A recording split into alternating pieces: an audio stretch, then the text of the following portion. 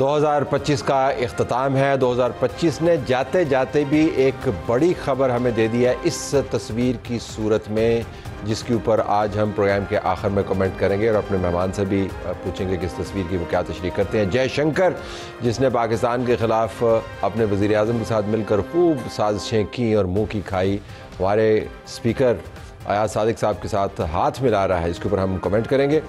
ہم آپ کو 2025 میں بہت ساری ویڈیوز دیکھی ہوں گی آپ نے، ان ویڈیوز میں سے چند ایک سلیکٹڈ ویڈیوز دکھائیں گے جو ہمارے خیال میں تمام سال کو سم اپ کرتا ہے، اس کی سمری دیتا ہے، بین الاقوامی طور پر بھی، علاقائی طور پر بھی، مقامی طور پر بھی. تو آپ نے وہ سیگمنٹ ضرور دیکھنا ہے. لیکن بڑی جو آج کی سٹوری ہے جس کے ذریعے ہم 2025 کا تجزیہ کرنا چاہتے ہیں اور 2026 کی بات کرنا چاہتے ہیں، جس کا آغاز کل ہوگا. احسن اقبال صاحب، وفاقی وزیر برائے منصوبہ بندی، ترقی اور خصوصی اقدامات، ہمارے ساتھ موجود ہیں. ٹائٹل ہے احسن اقبال صاحب غلاظت اور سیاست. بٹ بیفور وی گو دیر، تو شکر ہے آپ کے سامنے کوئی اب اس وقت کیمرہ، ہمارے کیمرے دور ہیں آپ سے. بالکل صحیح ہے. تو ذرا کیمرہ ہلتا تو انہوں نے سٹوری بنا دی کہ پتہ نہیں کیمرہ گر گیا، کیا تھا کہ شاید کسی ایلین مخلوق نے آگے حملہ کر دیا. یہ ویسے امیزنگ چیز نہیں ہوئی آپ کے ساتھ؟ مطلب یہ اس دن اب آپ اس سے دیکھیے کہ ہم کس سطح پہ چلے گئے ہیں، اور یہ بالخصوص سوشل میڈیا میں، کہ اتنا بڑا ایونٹ تھا. یو اے ای کے پریزیڈنٹ آئے تھے، فرسٹ وزٹ ان کا. میرا خیال ہے کہ وہ ایک ایسی جسے کہہ لیجئے کہ فرضی کہانی بنا کر وہ ویڈیو کو ایسا پاکستان کا شاید سب سے نمبر ون مسئلہ بنا دیا گیا. اٹ واز ریئلی امیزنگ، کیونکہ آپ جو بات کر رہے تھے اس کے اوپر سے تو کیا خیر ہیڈ لائنز انہوں نے بنانی ہوتی ہیں، لیکن اور جو تشریحات ہوئی مجھے اس کے اوپر بڑی حیرانی ہوئی. اور فرینکلی آئی ہیو ٹو سے کہ جب وہ باتیں ہو رہی تھی تو میں نے سمجھا کہ شاید کوئی ایسا واقعہ ہو بھی سکتا ہے. یہ کس طرح ہو سکتا ہے کہ یہ باتیں نہ نہیں دیکھیں نا، بات یہ ہے کہ میں کیا بات کر رہا تھا، میں حکومت کے موقف کی بات کر رہا تھا، میں پی ٹی آئی کے خلاف بات کر رہا تھا. تو کیا ایجنسیوں نے کیا ایجنسیاں پی ٹی آئی کے ساتھ ٹویٹ دکھائیں؟ وہ ایک بندہ بیچ میں کیا کہہ رہا تھا جی کہ ایجنسی کے بندے آئے، پھر انہوں نے پھر آپ کی نارمل تصویر کے اوپر گول دائرہ لگا کے اس کو فوٹو شاپ کر کے انہوں نے کہا جی کہ بڑی تشدد ہوا ان کے ساتھ. بلکہ میرے کیمرہ مین جو ہے یہ بھی کہتے ہیں احسن اقبال صاحب آ رہے ہیں تو آپ نے ان سے پوچھنا ہے کہ میں کا کون سا تشدد. تو یہ جو امیجز لاسٹ کرتے ہیں طارق صاحب، یہ ایک بڑا سنجیدہ میں سمجھتا ہوں کہ پہلو ہے ہماری اس سوشل میڈیا اور طرز عمل کا. اسی طرح کا ایک طرز عمل 2018 میں بھی میرے خلاف ایک سمیئر کیمپین چلی، اور اس کا نتیجہ کیا ہوا کہ اس کیمپین سے متاثر ہو کے ایک نوجوان نے ہمارے پاس ویڈیو ہے، میں دکھانی چاہیے، ویڈیو دکھائیں جی احسن اقبال صاحب پر جب حملہ پھر اس کے نتیجے میں چلیے اللہ تعالیٰ نے مجھے تو زندگی بچا دی، اللہ کا بہت شکر ہے. لیکن مجھے ابھی بھی بڑا دکھ ہوتا ہے کہ ایک نوجوان کی زندگی تباہ ہو گئی، کہ جو اس کیمپین سے متاثر ہوا اور جس نے یہ قدم اٹھایا وہ بیچارہ جیل میں، اس کی زندگی خراب ہو گئی، اور یہ صرف ایک جھوٹی کیمپینز کے نتیجے میں. تو میرا خیال ہے کہ جو ہمارے اصل موضوعات ہیں ہمیں ان کی طرف آنا چاہیے، بجائے یہ کہ ایک جو رجحان آ گیا ہے کردار کشی کرو اور ہر کسی کو ٹھٹھا لگاؤ، جہاں میں خبر نہیں اس سے خبر بناؤ. میں آپ کو ایک واقعہ کی سچا سناؤں کہ میں اور مفتاح اسماعیل لنڈن میں جا رہے تھے، ہم گئے ہوئے تھے میٹنگ کے لیے. تو شام کے وقت ہم باہر نکل گئے تو ایک پبلک پلیس پہ ایک خاتون بیٹھی تھیں، تو اس نے پیچھے سے جس طرح پی ٹی اے والے آواز لگاتے ہیں اس نے آواز لگا دی ہم پہ. تو میں واپس مڑا تو مفتاح نے کہا چھوڑیں جانے دیں. میں کہا نہیں لیٹس کنفرنٹ. تو میں واپس آیا، میں کہا آپ پڑھی لکھی خاتون لگتی ہیں، تو آپ نے بھی ایک یہ آواز لگائی ہے، ہمیں ایک یعنی کہ القاب دیے ہیں، تو یو ٹیک رسپانسبلٹی. جی جی جی جی. تو میں نے کہا یہ ہاتھ اٹھائیں کہ اگر میں نے ملک کو لوٹا ہے اور میں چور ہوں تو اللہ کی مجھ پہ لعنت ہو، اور اگر آپ نے مجھ پہ جھوٹا الزام لگایا تو اللہ کی آپ پہ لعنت ہو. آمین بولیں. اب وہ خاموش ہو گئی.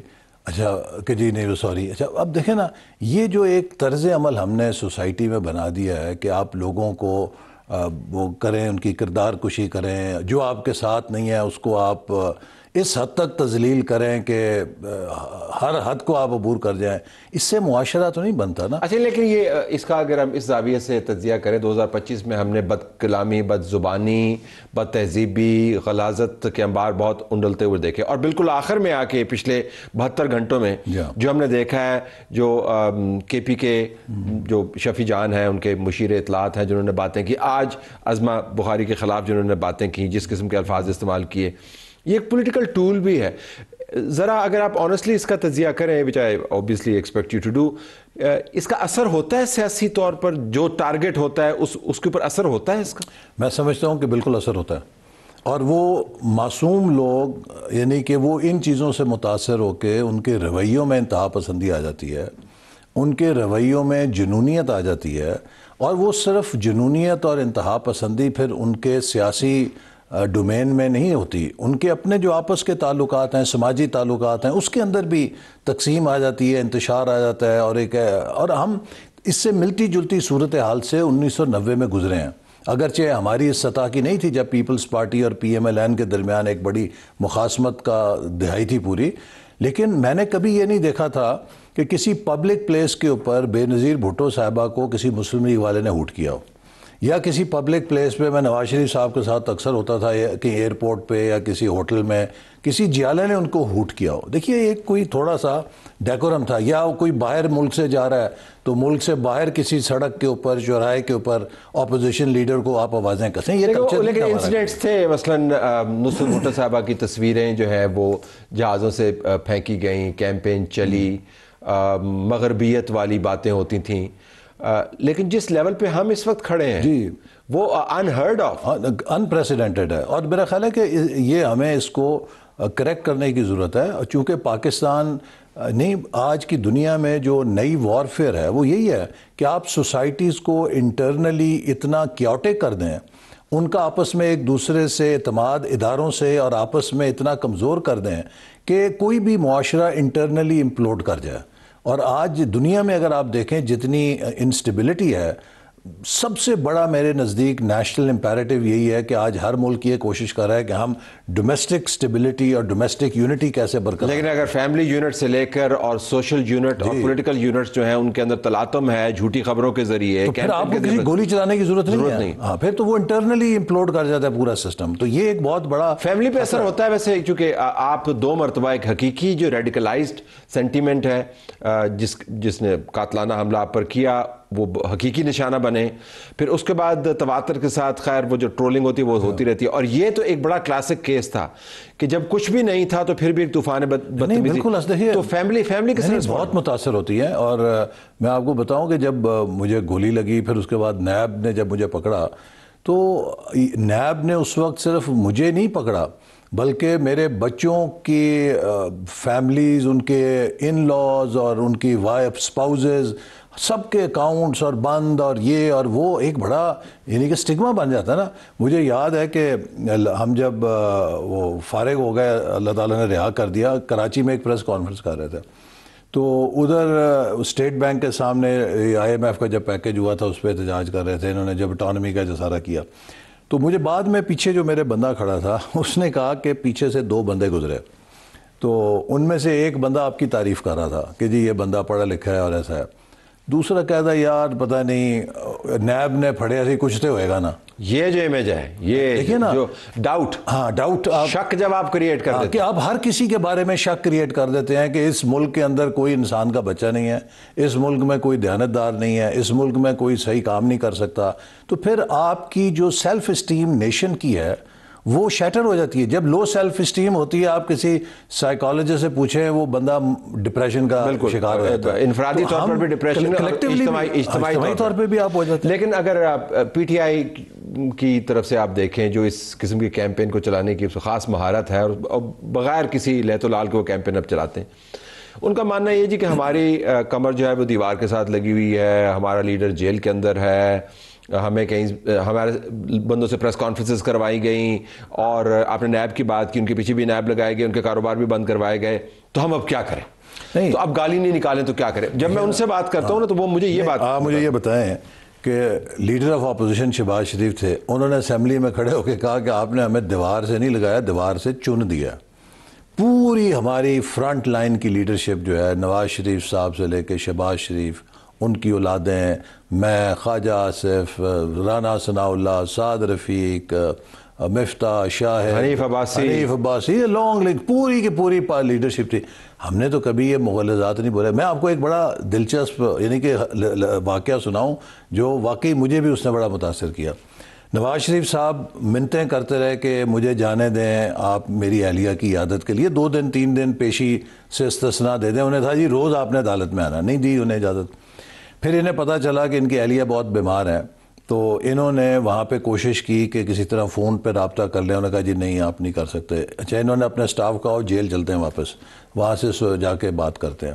جیل آئے, کوئی 1 گھنٹہ سپرنٹینڈنٹ کی منتیں کی کہ 15 منٹ نہیں 5 منٹ بات کرا دو, سنا ان کی اہلیہ کی طبیعت خراب ہے, بیٹا سے ہو جائے کسی سے ہو جائے. نہیں کرایا. انہوں نے کہا جی نہیں آپ کے منٹ پورے ہو گئے, ہم نہیں کرا سکتے. یہ چلے گئے اپنے سیل میں واپس. تو وہ کہتے ہیں کہ گھنٹے یا 2 بعد وہی سپرنٹینڈنٹ آیا اور آ کے اس نے کہا کہ سر بیڈ نیوز کہ بیگم صاحبہ ایکسپائر کر گئی ہیں. اچھا جب وہ انہوں نے اطلاع دی تو پھر میاں صاحب سپرنٹینڈنٹ کے ساتھ مریم کو یہ خبر اب دینے جا رہے ہیں. اور مریم نے کہا کہ جب مجھے آ کے انہوں نے یہ اطلاع دی کہ بیٹا امی آپ کی نہیں رہیں, تو اسی زبان سے یہ کہا کہ بیٹا کسی کو بدوا نہ دینا. یہ کتنی بڑی یعنی کہ یہ کردار ہوتا ہے نا کہ آپ پہ اتنا بڑا پہاڑ ٹوٹا ہو اور آپ اس میں بھی اپنی بیٹی کو یہ تلقین کر رہے ہیں کسی کو بدوا نہ دینا. تو ان کا آغاز ہی بدوا سے ہوتا ہے اور ان کا اختتام بھی بدوا پہ ہوتا ہے. یہ تو صبح شام یہ لوگ یہی کرتے ہیں. لیکن چیلنج یہ کہ واٹ ٹو ڈو. دیکھیں نا آپ نے ریگولیشن کر کے دیکھ لی, آپ نے پیکا لا کو ایکسٹریم امینڈمنٹس کر کے دیکھ لیں, آپ نے لائبل اور ڈیفیمیشن کی بھی ہم اب دیکھ رہے ہیں کہ اس کو بھی ٹائٹننگ آ رہی ہے, اینٹی ٹیررسٹ ایکٹ آپ کے پاس موجود ہے, اور 1000 آپ نے سیپریٹ اتھارٹی آپ نے بنا دی. لیکن یہ طوفان, لیکن میں آپ کو بتاؤں اب جو فرق آ رہا ہے نا, فرق یہ آ رہا ہے کہ لوگ بھی ایک لرننگ کرو سے گزر رہے ہیں. دیکھیے شروع میں ان کی ہر بات کو لوگ قرآن حدیث لیتے تھے, اب وہ لوگ سمجھتے ہیں کہ یہ جھوٹ ہے. جو بھی یہ کیمپین چلاتے ہیں اس کا وہ اثر نہیں ہے کہ جو آج سے سال یا 2 سال پہلے ہوتا تھا. تو میرا خیال ہے کہ ہمارا معاشرہ بھی, سوسائٹی بھی ایک ایکسپیرینس سے گزری ہے. یہ نیا عمل تھا اور اس میں وہ سمجھتے تھے کہ یہ پتہ نہیں کتنی سچی بات ہے جو یہ کر رہے ہیں. اور اب لوگوں کو پتہ چل رہا ہے کہ ہر وہ چیز جو سوشل میڈیا پہ آتی ہے وہ ماننے والی نہیں ہوتی.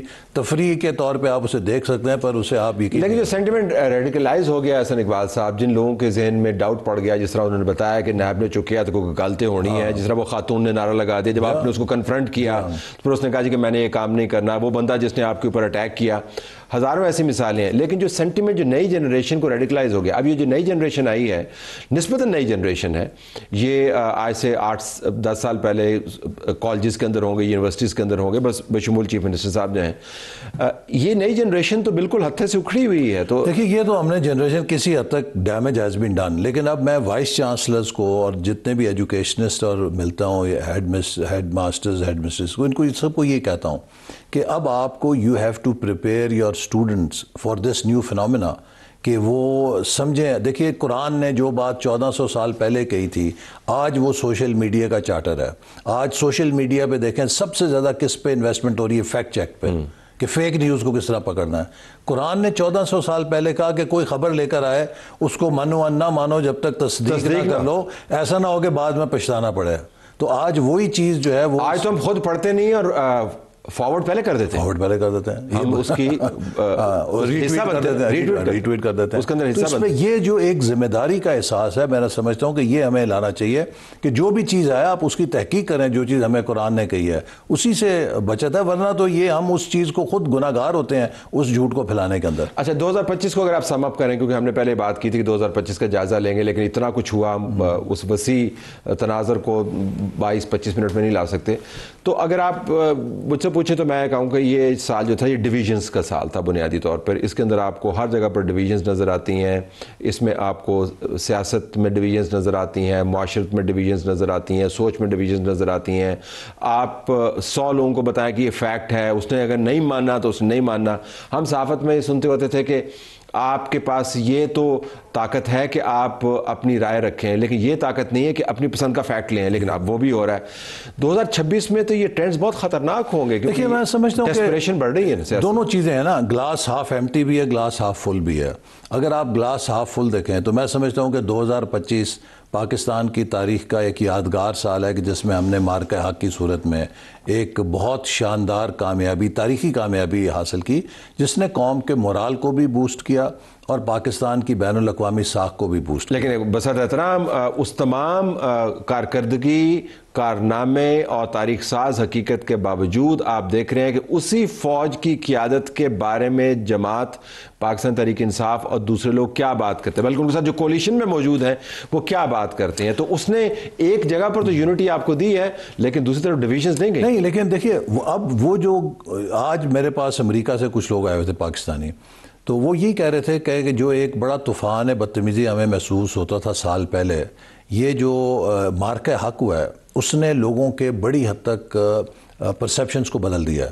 اور بالخصوص جس طرح یہ لوگ ہمارے سپہ سالار کو ان کی کردار کشی کرتے ہیں، لیکن جس طرح امریکہ میں امریکہ کے صدر نے ان کی پذیرائی کی، کتنی دفعہ ان کا نام لیا، پاکستان کے وزیر اعظم کا نام لیا، پاکستان کا نام لیا، ہمارے ان جہازوں کا ذکر کیا جو ہم نے بھارت کے گرائے ہیں، تو اس سے اپنی طرف سے ایک آدھ ایڈ بھی کبھی کبھی کرتے ہیں. تو وہ کہتے ہیں کہ اس سے اب لوگوں کے اندر ایک تبدیلی آ رہی ہے. وہ سمجھتے ہیں کہ یہ کام غلط ہے جو یہ کر رہے ہیں، کہ اگر پاکستان کو کریڈٹ مل رہا ہے، پاکستان کا نام اونچا ہو رہا ہے، تو آپ پاکستان کو گالیاں نکال کے کیا حاصل کرنا. یہ ایکسپرٹ کمیونٹی کے نمائندگان جی لیکن ایکسپرٹ کمیونٹی کے اندر بھی ہم دیکھتے ہیں کہ وہاں پر بھی بہت آپ کو اور قسم کا سینٹیمنٹ لگتا ہے. جو باہر سے بیٹھ کے پاکستان کو جھوٹی خبروں کے ذریعے جانچتے ہیں ان کے مزاج اور تبدیل ہوئے. تو 2026 میں شاید آپ کو خاص آؤٹ ریچ کرنی ہو. میں سمجھتا ہوں یہ آپ نے صحیح یو جسٹ ہٹ دا نیل.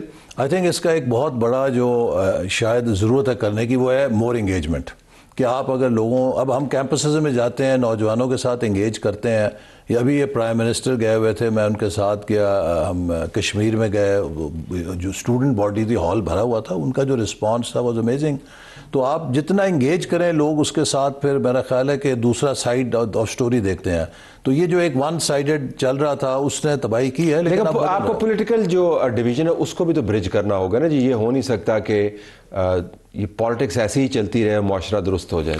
2026 میں آپ نے سیاسی سمت بھی درست کرنی ہے نا. کوئی آپ کو امکان لگتا ہے کہ یہ جو معاملات دیکھیے ہماری طرف سے تو پوری کوشش ہے اور ہم چاہتے ہیں، دیکھیے جس گورنمنٹ کی کوشش ہے کہ معیشت کو ہم بحال کریں، تو معیشت کے لیے تو سب سے پہلا پری ریکوزٹ ہے ڈومیسٹک پیس، پولیٹیکل سٹیبلٹی. تو ہماری تو خواہش ہے کہ وہ ہو، لیکن تالی دونوں ہاتھوں سے بجتی ہے، ایک ہاتھ سے نہیں بجتی. ہم نے 16ویں جب یہ 26ویں ترمیم ہوئی تو آپ کو یاد ہوگا کہ اپوزیشن نے کہا کہ آپ ہمیں وقت دیں، ہم اس پہ کنسنسس کرنا چاہتے ہیں، ایک طرفہ نہ کریں. ہم نے مؤخر کر دی.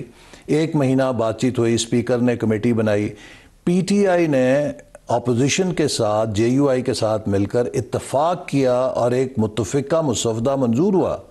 لیکن جب وہ مسودہ ان کے لیڈر کے پاس گیا اس نے ویٹو کر دیا. اب اگر یہ سوچ ہے پھر مشکل ہو جاتی ہے. لیکن ہماری طرف سے ہر ممکن کوشش ہے، لیکن اس چیز کو یقیناً میں سمجھتا ہوں کوئی حکومت اجازت نہیں دے گی کہ آپ ریاست کے خلاف اور آپ ریاستی اداروں کے خلاف کیمپین چلا کے آپ سمجھیں کہ آپ بلیک میل کر کے کوئی این آر او لیں گے. لیکن ان کو آپ کی اجازت کی ضرورت نہیں ہے. بسط احترام ان کو اجازت کی ضرورت نہیں ہے. وہ تو کیمپین چلا رہے ہیں اور بارہا وہ بات یہ کر چکے ہیں. وہ تو کہتے ہیں کہ ہم نے 2026 کے اندر ناک میں دم کر دینا اور ملک کو بند کر دینا. نہیں، وہ میرا خیال ہے ملک اب چل رہا ہے، پاکستان کی معیشت بحال ہو رہی ہے. ابھی دیکھیے جو پہلی سہ-ماہی کے نتائج ہیں اس سے بہت مثبت 3.7% گروتھ فرسٹ کوارٹر کی آئی ہے.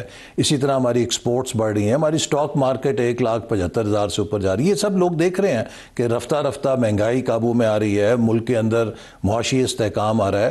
تو اب پاکستان نے آگے بھی چلنا ہے نا. ہم نے اس ملک کو کیا صرف انتشار فساد کا محور بنانا ہے یا اس کو ترقی کا ایک محور ایک عجیب طریقے سے آرگومنٹ پھر یہ بھی بنتا ہے کہ اگر آپ نے 2025 میں پی ٹی آئی کی تمام تر کوشش کے باوجود یہ کام کر لیا جو آپ نے ابھی بیان کیا، آپ کے خیال میں یہ ٹھیک ہو گیا، پھر 2026 میں بھی ایسے ہی چلتا رہے گا.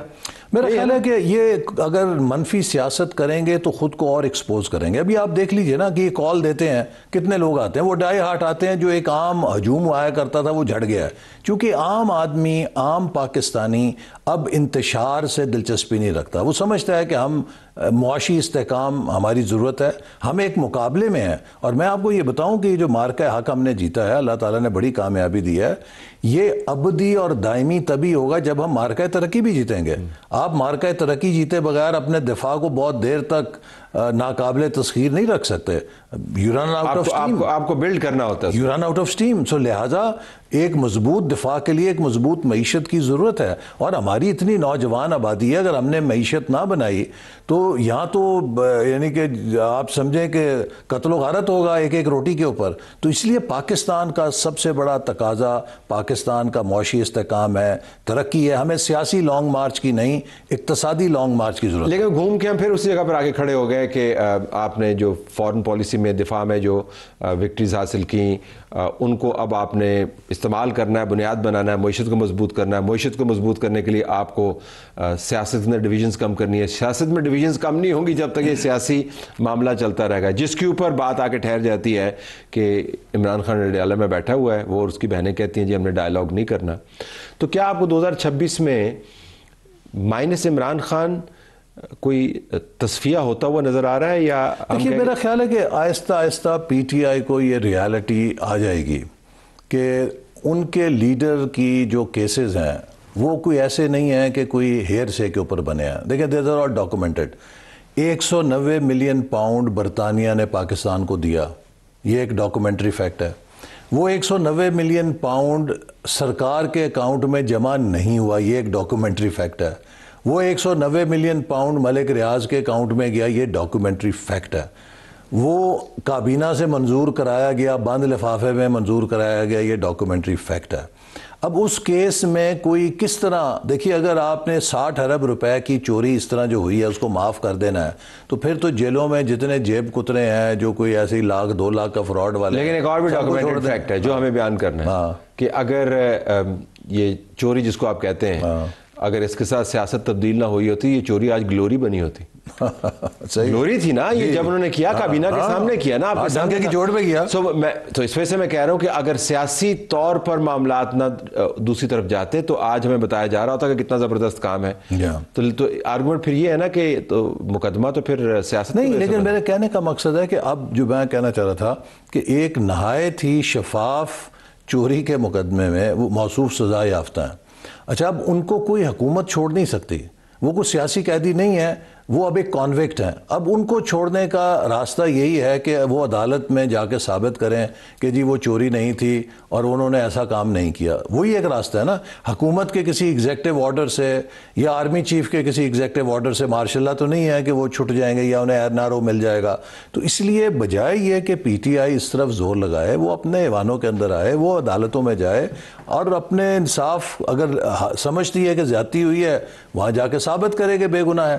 لیکن سڑکوں پر آ کے انتشار پھیلا کے تو آپ ملک کی معاشی تباہی کرنا چاہتے ہیں نا. آپ چاہتے ہیں کہ جو پاکستان کو عزت ملی ہے, کوئی انٹرنیشنل انویسٹر آ رہا ہے وہ ہمارے ہنگامے دیکھ کے ٹل جائے, پاکستان میں نہ آئے. بھئی اگر پاکستان کی معیشت خراب ہوگی یہ تو نہیں ہے کہ پی ٹی آئی کے گھر میں خوشحالی ہوگی اور پی ایم ایل این کے گھر میں غربت آ جائے گی. خراب ہوگا سب کے لیے خراب. بالکل آخر میں تو یہ تو ہوگی آپ کی تاکید اور یہ آپ کی توقع. دل میں آپ کے کیا لگتا ہے ایسا ہوگا؟ نہیں میں سمجھتا ہوں کہ الحمدللہ ملک سیر نہیں پی ٹی آئی یہ مانے گی یہ بات جو آپ نے. پی ٹی آئی کے جو ہارڈ کور ہے وہ دیکھیں, پی ٹی آئی اس وقت سپلٹ ہے. اس کے اندر ایک وہ لوگ ہیں جو ڈیموکریٹک بیک گراؤنڈ رکھتے ہیں, وہ سمجھتے ہیں ان ریالٹیز کو اور وہ چاہتے ہیں کہ کوئی صلح کا راستہ سائیڈ لائن ہے. ہاں ایک وہ راستہ ہے جو باہر بیٹھ کے تماش بھی نہیں کر رہا ہے اور وہ سوشل میڈیا کے ذریعے آگ لگا رہے ہیں. اور میرا خیال ہے کہ اگر وہ باہر بیٹھے ہیں تو وہ مفت کے اوپر تو نہیں بیٹھے نا, انہیں کوئی سپورٹ کر رہا ہے وہاں سے کہیں سے ان کو فنڈ ہے. جی یہ تو بہت ہی اس میں سے پیسے بنا سکتے. ٹھیک ہے, تو وہ وہاں سے کسی ایجنڈا کے تحت ایک ملک کے اندر انتشار پھیلانے کا حصہ بنے ہوئے ہیں اور ان کو یہ دعویٰ ہے کہ دراصل ہم ہی عمران خان یا بانی پی ٹی آئی کی نظریے کے علم بردار ہیں. یہ ملک کے اندر تو مصلحت پسند لوگ ہیں. جو جن علم کی انہوں نے برداری کی تھی وہ بھی ہمیں پتا ہے. لیکن بہت شکریہ. We have to leave it here. ناظرین پروگرام ہمارا جاری ہے.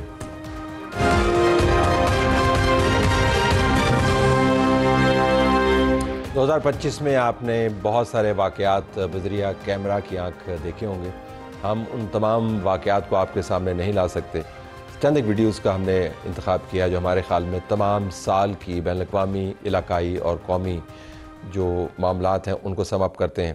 لیکن ہمیں شروع میں یہ آپ کو بتانا ہوگا کہ جو سب سے اہم اور سب سے دلسوز ویڈیوز آپ کو نظر آئیں گی وہ غزہ کے حوالے سے نظر آئیں گی.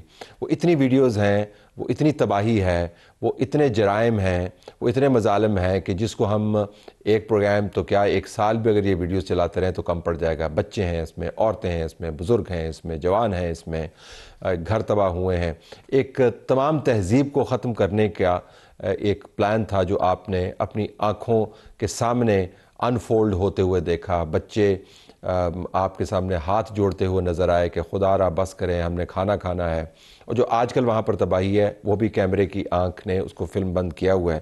لہٰذا جو غزہ سے متعلق ویڈیوز ہیں ان کو تو ہم کسی اور کیٹیگری میں رکھتے ہیں. وہ تو تمام کی تمام ویڈیوز ہمیں ہر وقت دیکھنی چاہیے تاکہ ہمیں پتہ چلے کہ ہماری آنکھوں کے سامنے کس قسم کا ظلم ہوا اور وہ کس نے کیا. لیکن اس کے علاوہ اگر آپ دیکھیں تو ہم بالترتیب ہم شروع کرتے ہیں ترجیحاتی بنیاد کے اوپر. ابھی ہم آپ کو ہمارے خیال میں جو ذرا کم اہم لیکن بہت اہم ویڈیوز ہیں جس سے آپ کو کچھ ٹرینڈز کا پتہ چلتا ہے وہ دکھائیں گے. ایک ویڈیو اپنے حالیہ دیکھی, رجب بٹ کو مار لگائی گئی, تشدد اس کے اوپر ہوا, اور کمال بات یہ ہے کہ تشدد کرنے والے جو لوگ ہیں اس کے بعد اس کو لے جاتے ہوئے تسلی بھی دے رہے ہیں اور کہہ رہے ہیں کہ ہمیں ایسا شاید نہیں کرنا چاہیے تھا, یا اس کے بعد معاملے کا تصفیہ ہوگا. ویڈیو دیکھیے گا. آج والا جو معاملہ ہوا ہے یہ ایسے جو وکیلوں نے اس نے مس بیہیو کیا ہے, وکیلوں کے بارے میں بولا ہے, اس بنیاد ہم نے کیا ہے. اور ہم اس کو سے کراچی کے ہم نے مہمان نوازی کے ساتھ کیا, ہمارا بھائی ہے, لیکن وکیل کوئی بھی وکیل ہوتا ہے کراچی جو آپ کو کہاں کا بھی وکیل کے بارے میں بولے گا تو یہ اثر ہوگا. یا ساتھ میں یہ بھی کہہ رہے ہیں کہ ہمارا بھائی ہے.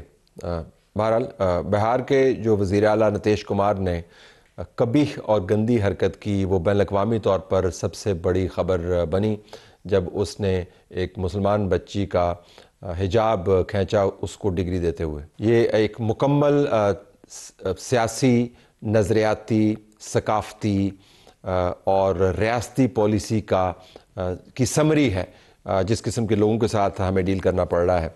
پھر ہم نے ایک اور ویڈیو بھی دیکھی ڈکی بھائی کی. ڈکی بھائی کو میں نے تو کبھی دیکھا نہیں تھا کیونکہ میں ذرا ان معاملات سے دور ہی رہتا ہوں, لیکن میری ٹیم نے بتایا جی کہ بہت بڑی چیز ہے. پھر ان کو پکڑا گیا, پھر انہوں نے ایک ویڈیو ریلیز کی جس میں انہوں نے کہا کہ مجھے اتنا مارا گیا, پھر انہوں نے کہا کہ بگ بردر نے مجھے بچایا. لیکن اس ویڈیو کے اندر جو کمال بات ہے کہ جب اپنا قصہ بتا رہے ہیں تو ساتھ یہ بھی بتا رہے ہیں کہ ان کو جیل میں آ کے جب اس کو مار پڑ رہی تھی کسی دوست نے بتایا کہ آپ کی ویڈیو کی سرکولیشن کتنی ہے. تو آپ دیکھیے گا کہ کیا کمٹمنٹ ہے سرکولیشن اور وائرل ہونے والی ویڈیوز کے حوالے سے, کہ حالات کیا بتا رہے ہیں اور اپنی سرکولیشن کے اوپر بھی آنکھ رکھی ہوئی ہے. مبارک ہو. مطلب یہ کہ آپ دیکھ سکتے ہیں کہ وہ کہانی کیا بیان کر رہا ہے. تو ہر کہانی کے اندر آپ کو سبسکرائبرز والی کہانی یقیناً نظر آئے گی. سیاسی طور پہ بھی اس کو یاد رکھیے گا. سپورٹس کی طرف آتے ہیں. حارث رؤف نے جہاز گرانے کا اشارہ کیا. میچ تو ہم ہار گئے لیکن حارث رؤف نے دل بڑے جیتے, اگرچہ ان کو بعد میں جرمانہ بھی بھرنا پڑا. پاکستان انڈر 19 کی ٹیم نے جو کارنامہ کیا تو پھر انہوں نے یہ زوم بھی توڑ دیا کہ جی ہم بڑے فن خان ہیں اور ہمارے ہاں جو کرکٹ ہوتی ہے کسی اور جگہ پہ نہیں ہوتی. بڑی ٹھیک ٹھاک مار لگائی. وہ بھی ویڈیوز بڑی اہم ہیں. احسن اقبال ابھی ہمارے پاس موجود تھے تو ہم ذرا اس ویڈیو کو دوبارہ سے دکھانا چاہتے ہیں. وہ کمال ویڈیو ہے, اس کے اگر آپ ویوز دیکھیں تو وہ لاکھوں کے اندر ہیں اور اس ویڈیو کے اندر کچھ بھی نہیں ہے, لیکن پھر بھی سب کچھ اس کے حوالے سے کہا گیا اور بتایا گیا. اس کے اوپر آپ ہزاروں لاکھوں گھنٹوں کے کمنٹس جو ہیں آپ کو نظر آ رہے ہیں. تو احسن اقبال صاحب مجھے بتا رہے تھے کہ میں جب تعلیم پر بات کرتا ہوں تو اتنی سی خبر بھی نہیں بنتی, اور اس کو آپ دیکھیں کچھ بات تھی بھی نہیں تو کتنی بڑی خبر بنا دی. اس سے آپ کو سوشل میڈیا کی پاور کا پتہ چلتا ہے. آپ کو ماحولیات کا بھی پتہ چلتا ہے. جو سیلاب کی ویڈیوز ہیں انہوں نے ہمیں اپنے بارے میں اور ماحولیات کے بارے میں بتایا. پاکستان میں بدترین سیلاب آئے. ہم نے پاکستان کے سیلاب والے علاقوں میں سفر کیا. یہ جو ویڈیوز آپ دیکھ رہے ہیں, ہم بہت ساری ویڈیوز آپ کو دکھا سکتے ہیں جو اس وقت ہم نے لوگوں کی بیچارگی دیکھی جب پانی گھس آتا ہے گھروں کے اندر, جب تباہی پھیل جاتی ہے تو نہ عمر کا لحاظ کرتا ہے, نہ وہ تہذیب کا لحاظ کرتا ہے, نہ امیر کو چھوڑتا ہے, نہ غریب کو چھوڑتا ہے. لیکن جو متوسط طبقہ اور غریب طبقہ ہے اس کی جو ہم نے تباہی دیکھی وہ ابھی بھی ہمارے ذہن میں موجود ہے. خیبر پختونخوا کے اندر بھی ہم گئے اور وہاں پہ جو ڈیواسٹیشن ہے, جب پہاڑوں کے اوپر سے بڑے بڑے پتھر جو پہاڑ نما پتھر ہیں وہ نیچے آئے اور کیسے انہوں نے تباہی اور بربادی کا سما کیا اور کیسے سیاستدانوں نے لوگوں کو چھوڑ دیا, لوگوں کے مسائل کیا ہیں. اب آپ کو شاید یاد نہیں آ رہا ہوگا کہ ملک کے اندر سیلاب بھی آیا, کیونکہ اتنی تیزی کے ساتھ خبریں اور تصویریں آپ کے سامنے آتی ہیں کہ آپ بڑے بڑے واقعات کو بھول جاتے ہیں. تو 2025 میں یہ سیلاب ہے, بہت بڑی خبر تھی. خارجہ پالیسی کو ہم نہیں چھوڑ سکتے. ڈی جی ISPR کی ایک بڑی سٹیٹمنٹ تھی, لیکن وہ خارجہ پالیسی کے تناظر سے ہٹے اور پھر سیاسی معاملات کے اندر گئے اور اس سٹیٹمنٹ کا بڑا چرچا ہوا. وہ تم ہو کون, یہ کیا سوچ ہے, کہاں بیٹھ کے کون سی فرسٹریشن ہے تمہارے اندر, کہاں سے تم نے یہ علم حاصل کر لیا, کس کی تم زبان بول رہے ہو, تم کیا پیغام دینا چاہ رہے ہو اس ملک کو, تم سمجھتے کیا ہو اپنے آپ کو, کیوں یہ کہہ رہے ہیں؟ It's nothing new. یہ ابھی آپ دیکھ رہے ہیں اس کے اثرات اس کی فرسٹریشن کے, لیکن یہ ذہنیت کے جو وہ کہتے ہیں نا سمٹمز ہوتے ہیں نا بیماری کے, یہ جو ذہنی مرض ہے اس کی بیماری کے سمٹمز آپ نے پہلے بھی دیکھے تھے. طویل پریس کانفرنس تھی, لیکن اس کے اندر سے جو جملے بہت بڑی ویڈیو کے ایک طوفان کی صورت میں آیا اور اس کے بعد ایک نیا تنازع کھڑا کیا گیا ان جملوں کے حوالے سے, باقاعدہ کیمپینز چلائی گئی جو ابھی بھی چل رہی ہیں, وہ یہی جملے تھے. ذرا غزہ امن معاہدے کی بات کر لیتے ہیں, اور ڈونلڈ ٹرمپ جو پاکستان کے بارے میں کبھی کیا رویہ رکھتا تھا, اور پچھلی مرتبہ جب وہ طاقت میں آیا تو نیو ایئر ایو پر ہی اس نے ایک ٹویٹ کیا تھا اور پاکستان کی اس نے ایسی کی تیسی کی تھی. اس مرتبہ اس ٹرم میں اس کے حالات بدلے ہوئے ہیں, لیکن حالات نہ بدلتے اگر ہم مارکا حق نہ جیتے.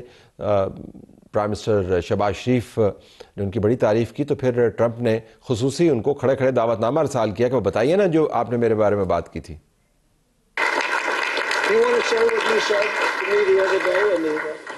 Would you like to say what you said the other day? I think it was so nice. It'll be so nice.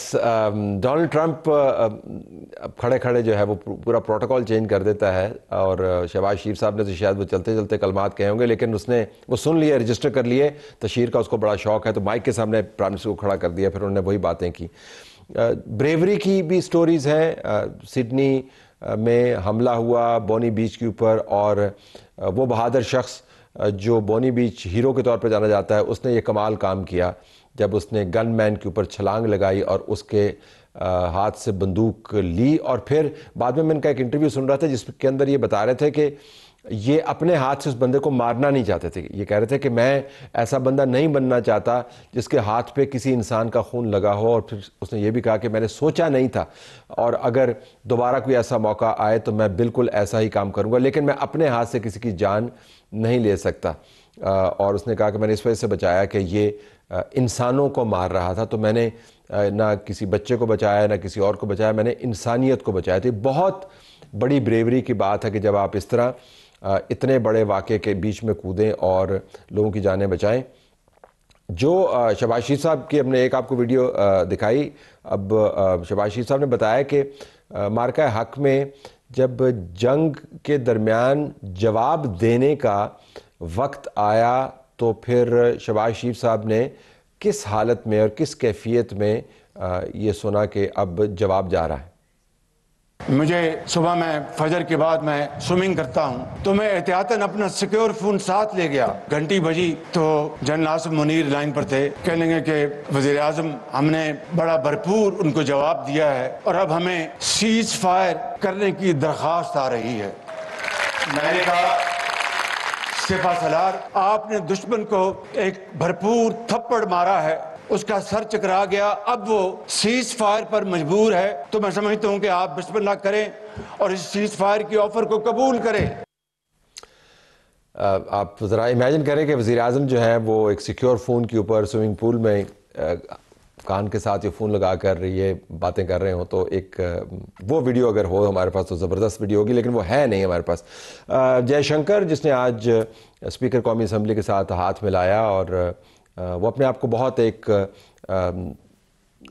عقل مند, دانش مند اور کائیاں قسم کا سفارتکار سمجھتا ہے, لیکن جب ایسے لوگ انٹرویوز میں جا کر کوئی بڑی عقل کی بات کرنے لگتے ہیں تو خود ہی بل کھا کے گرتے ہیں. جب ان سے پوچھا گیا امریکہ کے حوالے سے, US was in the United States, India was in India, Pakistan was in Pakistan, is in Pakistan, Afghanistan is in Afghanistan, یہ کس قسم کا جواب ہے؟ اور یہ وہ لوگ ہیں جو آپ کو بتاتے ہیں کہ انہوں نے سفارتکاری کے اندر کیا مہارت رکھی ہے. نریندر مودی نے بڑی باتیں بتائی ہیں اپنے لوگوں کو اور یہ کہا کہ ہم نے بڑا کمال کام کیا ہے، لیکن ایک اس کی ویڈیو کے اندر اس کی حیرانی اس سے خود نہیں چھپ رہی تھی کہ جب پاکستان کی طرف سے جواب آیا تو مجھے دراصل ان ویڈیوز کو حماقتوں کے ایک ٹائٹل کے نیچے چلانا چاہیے. تو کیا خیال تھا نریندر مودی کا کہ وہ انڈیا کے اوپر کیسا اور ایسا حملہ کہ جس کی مثال نہیں ملتی، اور پھر ڈونلڈ ٹرمپ کا مزاج بھی تبدیل کر دیا جس نے اتنا بڑا حملہ کیا، لیکن ہم پر ہی الٹا حملہ کر دیا. ہم پر ہی الٹا حملہ کر دیا، لیکن جس نے کیا اور جس انداز سے کیا، یہ ہماری ٹاپ ویڈیو ہے. یہ ٹاپ ویڈیو ہے 2025 کی جس نے تاریخ رقم کی ہے. یہ جملے پاکستان کی قوم کے لیے اہم ترین جملے ہیں. سنیے گا. I'll pick up from where I left day before yesterday. PAF versus IF 6-0. 6-0. یہ بہت ہی اہم ویڈیو اور اہم ترین اس کا اثر ہوا. تو یہ ہماری ٹاپ موسٹ ویڈیو ہے. آخر میں ہم بالکل ایاز صادق صاحب کی تصویر جو جے شنکر کی ملاقات کے حوالے سے چھپی اس کے اوپر کمنٹ کرنا چاہیں گے. 2025 جاتے جاتے ایک بڑی خبر بنوا گیا. اب اس کے اوپر عموماً یہ کوئی اچھی نہیں لگتا کہ میں اپنے پروگرام کے اندر اپنا ہی ٹویٹ پڑھوں، لیکن ایک ایڈیٹوریل لائن ہے میں آپ کے سامنے رکھنا چاہتا ہوں. میرا ماننا یہ ہے کہ ایاز صادق صاحب کو یہ ہاتھ نہیں ملانا چاہیے تھا. جے شنکر کے اوپر ٹرسٹ نہیں کرنا چاہیے. جے شنکر کے ہاتھوں کے اوپر پاکستانیوں کا، معصوم پاکستانیوں کا، بچوں کا، عورتوں کا خون لگا ہوا ہے. اور اگر آپ نے کسی کو ٹرسٹ کرنا ہے تو کسی سانپ کو ٹرسٹ کر لیں، کسی لومڑ کو ٹرسٹ کر لیں، لیکن مودی کی جو کابینہ کے ممبران ہیں ان کو بالکل آپ ٹرسٹ نہیں کریں. اور یہ میں آپ کو بتا سکتا ہوں کہ یہ ہینڈ شیک جو ہے بنیادی طور پر ایک طرف سے ہینڈ شیک کر رہے ہیں اور دوسری طرف سے پاکستان کو شیک کرنے کی کوشش کر رہے ہیں. تو دونوں ساتھ ساتھ نہیں چل سکتے. بہتر رسپانس یہ ہوتا کہ جے شنکر کو بتاتے کہ انڈیا جاؤ، کیونکہ انڈیا میں ہی انڈیا ہے، انہی کی انگریزی میں بتاتے تو جے شنکر کو چلتا کرتے، پوائنٹڈ طریقے سے ڈکلائن کر دیتے. جو حکومت اپنے کھلاڑیوں کو، مرد اور عورتوں کو یہ وارننگ دے رہی ہے کہ پاکستان کے کھلاڑیوں کے ساتھ آپ نے ہاتھ نہیں ملانا، اس کا نمائندہ کس منہ کے ساتھ پاکستان کے ساتھ ہاتھ ملانا چاہ رہا ہے؟ میرا خیال ہے کہ اس کو انکار کر دینا چاہیے تھا. لیکن اب تو ہینڈ شیک ہو گیا. لیکن یاد رکھیے گا ہینڈ شیک کا مطلب کچھ نہیں ہے اگر آپ کے اعمال اور اطوار اور نیت نہیں بدلی. اور ہندوستان 2026 میں ان میں سے کچھ بھی بدلے بغیر داخل ہو رہا ہے اور وہی پالیسی اپنائے گا جو 2025 میں چلی. تو یہ ہینڈ شیک جو ہے اٹ از میننگ لیس. ہماری طرف سے یہی کچھ اجازت چاہتے ہیں. نئے سال کی مبارکباد آپ کو دیتے ہوئے اس امید کے ساتھ کہ آپ ہمارا پروگرام دیکھتے رہیں گے اور اپنی اچھی اور نیک خواہشات کی تکمیل کے لیے کام کرتے رہیں گے. اجازت چاہتے ہیں. اللہ حافظ.